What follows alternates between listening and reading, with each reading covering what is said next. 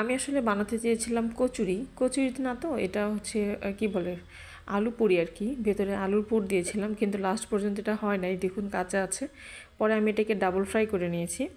Double fry করার পরে অবশ্য মুচমুচে ছিল। আর এই যে আলু ভর্তাটা যেটা করেছিলাম আর কি, আলুটা নতুন আলু সেদ্ধ করে এখানে ধনেপাতা, কাঁচামরিচ, এরপরে সামান্য লবণ আর গুঁড়ামরিচ আর সরিষার তেল দিয়ে, গুঁড়ামরিচ নর্মালি মানুষ দেয় না, তবে আমি দিয়েছি কারণ গুঁড়ামরিচ লবণ এগুলো একসাথে দিয়ে সরিষার তেল একটু দিয়ে দিলে এটা মানে মজা মজা লাগে আর কি, একটু ভালো লাগে, এমনিতেও খাওয়া যায়। পরে আটা সামান্য নিয়ে এখানে তেল, লবণ, চিনি সব একসাথে মিক্স করে একটু হালকা হাতে সবগুলো মিশিয়ে নিয়ে পরে আমি এখানে নর্মাল পানি দিয়ে এটা একটা ডো করে নিয়েছিলাম। তো যাই হোক, যেটা বলছিলাম যে আমি ডাবল ফ্রাই করে নিয়েছিলাম এই কারণে, কারণ আমার ওই কচুরিটা না কি বলে আর কি, আলু পুরি, এটা আসলে হয় নাই ঠিকঠাক মতো। তারপর ডাবল ফ্রাই করে নিয়েছি। দুর্ভাগ্যবশত এটা আসলে আমার মনে হয় তেলটা বেশি গরম হয়ে গেছিলো, কিংবা এটা মানে পুরটা বেশি মোটা হয়ে গেছিলো, আমি আসলে বুঝি নাই।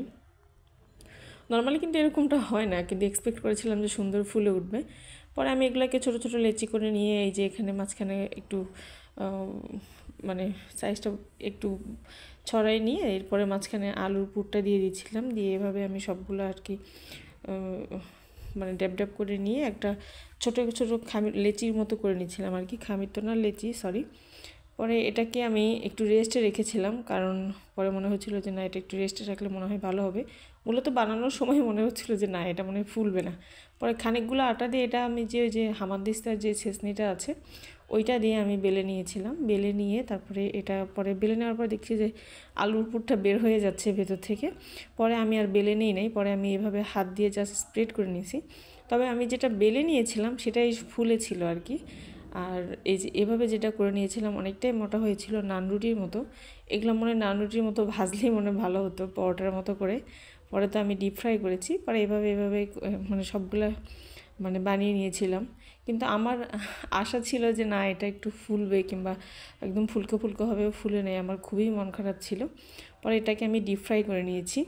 ডিপ ফ্রাই করার সময় মনে হয় তেলটা বেশি গরম ছিল, যার জন্য আসলে এটা মানে উপরে ভাগটা পুড়ে গেছিলো, পুড়ে না মানে উপরে ভাগটা মুচমুচে হলো, ভেতরেটা কাঁচা ছিল। আমি আসলে অনেকটা আশা নিয়েই বানাচ্ছিলাম যে এটা একদম ফুলকো ফুলকো হবে, কিন্তু এরকমটা হয় নাই। এর আগে আমি ডাল পুরি বানিয়েছি, আমি আসলে ফার্স্ট টাইম আলু পুরি বানালাম। এটা আলু পুরিও বলতে পারেন, আলু কুচুরিও বলতে পারেন, আমি জানি না এটা কী নাম, তবে এভাবে বানাই, আমি ভিডিওতে দেখেছি। আমি তো বরাবরই বলি যে আমি এত ভালো রান্নাও করতে পারি না, তবে আমার যেটা খেতে মন চায় আমি চেষ্টা করি যে নিজে থেকে একটু বানিয়ে বানিয়ে খেতে, কারণ বাইরের খাবার সবসময় আমার কাছে আনহেলদি লাগে।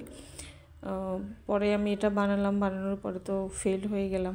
পরে ডাবল ফ্রাই করে নিলাম, আমার খুব মনটা খারাপ হয়েছিল। কিন্তু পরে লাস্ট যখন ডাবল ফ্রাই করার পরে ওই আলু ভর্তা যেটা করেছিলাম ওটা দিয়ে খেয়েছিলাম, বেশ ভালোই লেগেছিলো।